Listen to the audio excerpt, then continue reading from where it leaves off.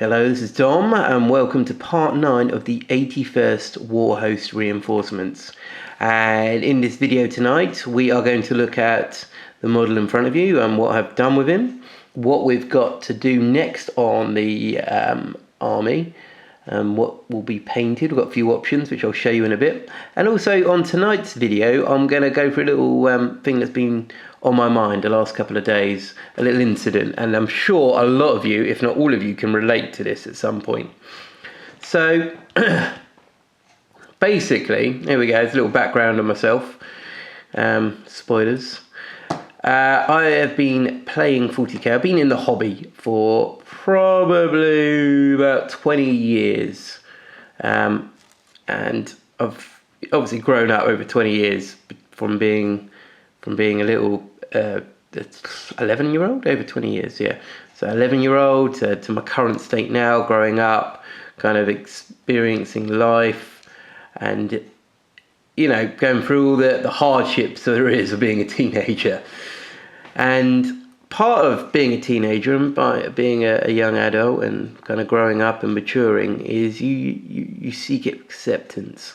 You seek people's approval, let them be, your friends, your co-workers, the opposite sex, in some cases the same sex. And obviously playing 40k and Warhammer, as a kid, this is my prime example, this is about me. So I understand if quite a few people might be different.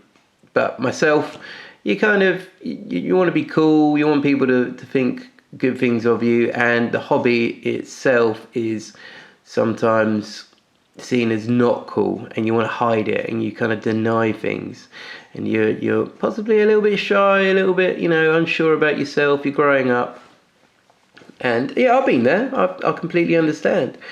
And the other day at work, I don't make public knowledge really of what I do on YouTube or playing a hobby, unless of course you're one of my close friends or family, and then you tend to know. But one of my co-workers, she came up to me with a big smile on her face, and she was like, I've heard this weird thing that you go to Games Workshop and you play games. And I was like, yeah, I do. Part of me wanted to go back to being that shy teenager and kind of denying it and saying, what, I don't play Warhammer, I don't do that anymore, that's not cool. Go out with me. But obviously I'm married, so I didn't say that. But I went, no, yeah, I do. I go to Games Workshop. I play 40k, and she's like, obviously trying to get reaction and trying to make me feel embarrassed and small. And I was like, I'm a fully grown man. I play my hobby. There's nothing to be ashamed of, and I don't really care, to be honest. That's what I was thinking, but I just did say, yeah, I do play 40k. And obviously she was like, oh, well, you've disarmed me now by acknowledging it and not being ashamed. So I learned a lesson there, and hopefully she learned a lesson as well. But my lesson to younger me and to people out there that possibly are going through this point in their life themselves, and maybe a little bit shy, a little bit unsure themselves, is don't worry. It might not be as cool as you think you hope it is, but it's a good hobby. It's really good. You meet a lot of interesting people. I really enjoy my hobby.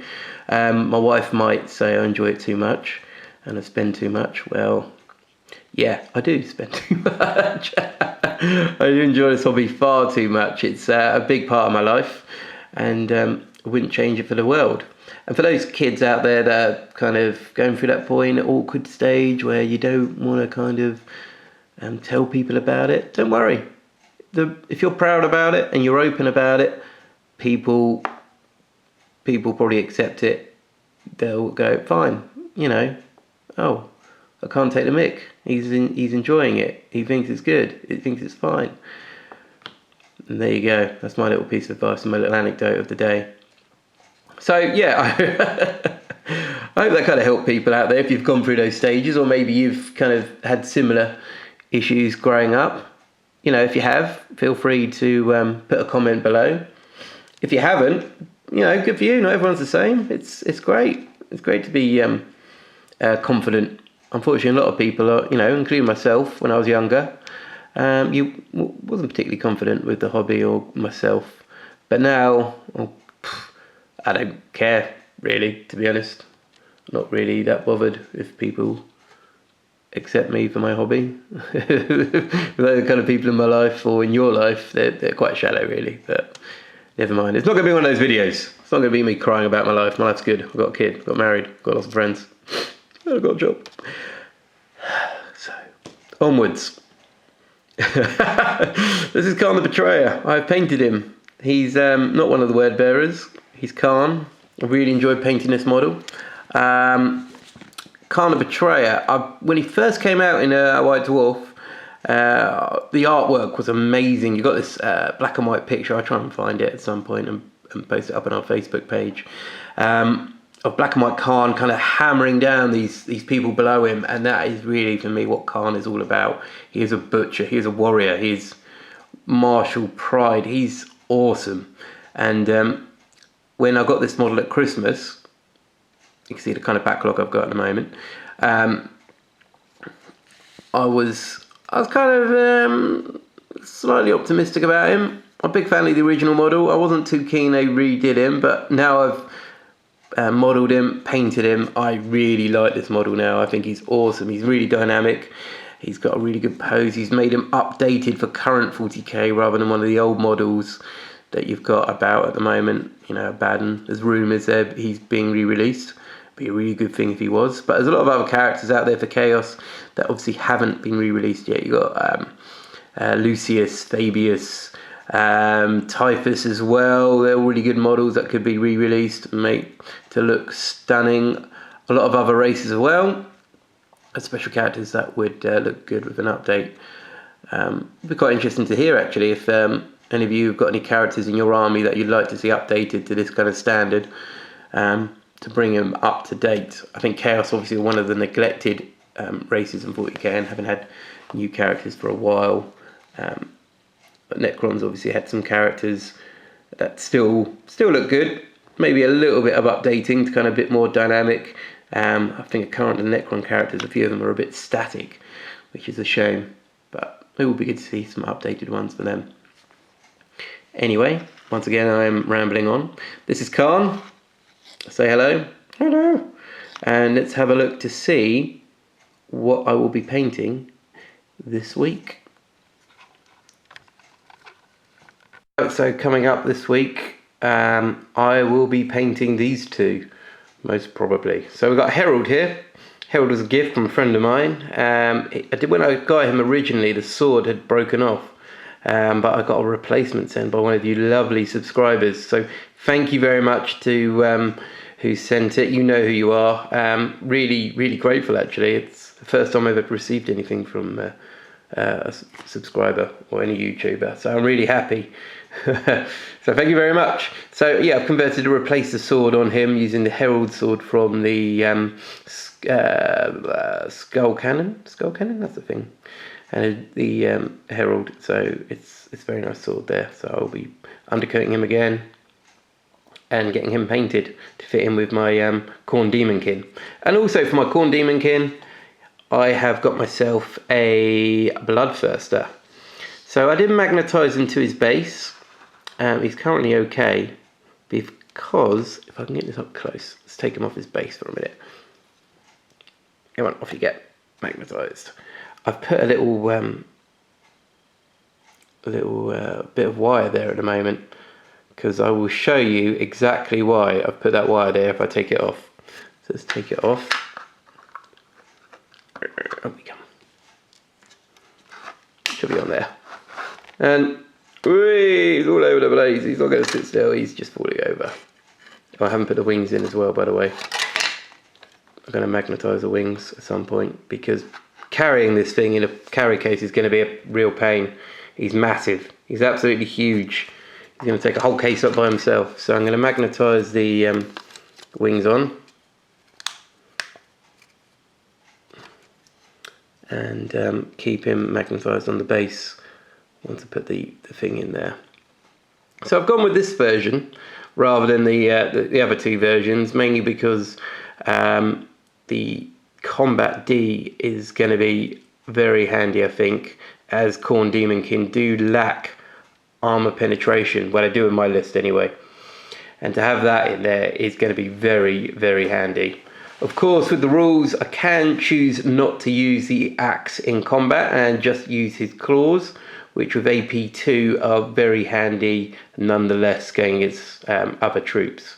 But with the axe, you're guaranteed to do some damage, even going toe-to-toe with a Imperial Knight or a Wraith Knight or anything along those lines. With the high initiative, well, sorry, not the initiative's not going to help because it strikes last, but with a high weapon skill and with an invulnerable save, hopefully it will save him a little bit, so he'll be able to strike in. But yeah, I really like the axe as well. It's absolutely massive. If I get a Chaos Raptor and put him in to scale with the axe, look, the axe is, you know, almost 3 times this height. Absolutely awesome model. Really enjoyed putting him together and looking forward to painting him. Actually, it's really a lot of detail on there, and he's going to look pretty good when he's finished, hopefully. So those are the 2 models that I will be painting this week, and let's have a look to see what else I've got coming up. Right, so what else? Yes, boys and girls, once again, more Raptors for the army. I've got an abundance of these guys now, and I've really enjoyed trying to get these guys together. So this squad is a little bit different to the other squads, mainly because, unlike the others, these ones actually have a mark. We're going with the mark of Slaanesh for these guys, and these are going to be the, potentially, they're going to be the Warlord's bodyguard squad. So we've got 6 men here. We've got 2 here with plasma pistols. There we are. Plasma pistol 1, plasma pistol 2. 2 standard guys, the fodders. We have got a banner guy. So this guy's got the mark of Slaanesh and the icon of excess. So the icon of excess, for those who don't know, gives the squad feel no pain, which will be very handy for a command squad really to have. It's like the equivalent of an apothecary, I suppose. Mark of Slaanesh, of course, also gives them +1 initiative. So they're initiative 5, and with the formation, they're able to assault out of deep strike, although it is disordered. So we're missing out on the bonus, but with feel no pain, initiative 5, they should be able to do a bit of damage and a couple of plasma pistols. So this is the sergeant of the squad. Kind of converted up a bit. We've got a Blood Angel sword there. I've pinched from someone. I think it's from a Sanguine Guard sword, possibly. I don't really know Blood Angels that well, but I'm pretty sure it's a Sanguine sword. And we've got a 30k word bearer head there, and he's the champion of the squad. So it kind of shows a bit of seeking perfection through combat with these, rather than getting up to some naughty stuff as most people think of Slaanesh. It's kind of seeking perfection. And perfection, of course, can be in many different forms. Obviously, for warriors, it tends to be through combat and possibly the perfect kill. But these guys will be acting as bodyguards for the Vulture. And yeah, I will be painting these guys on the side at the moment while I get the Bloodthirster and the Herald of Kharn painted. So that is what I've got planned. Hopefully I will be getting these guys painted quite quickly, and you will see them on the channel again shortly. So this is Dom from BlackToad Studio. Thank you very much for watching. Thank you very much for listening to my ramblings, and I will see you next time. Take care.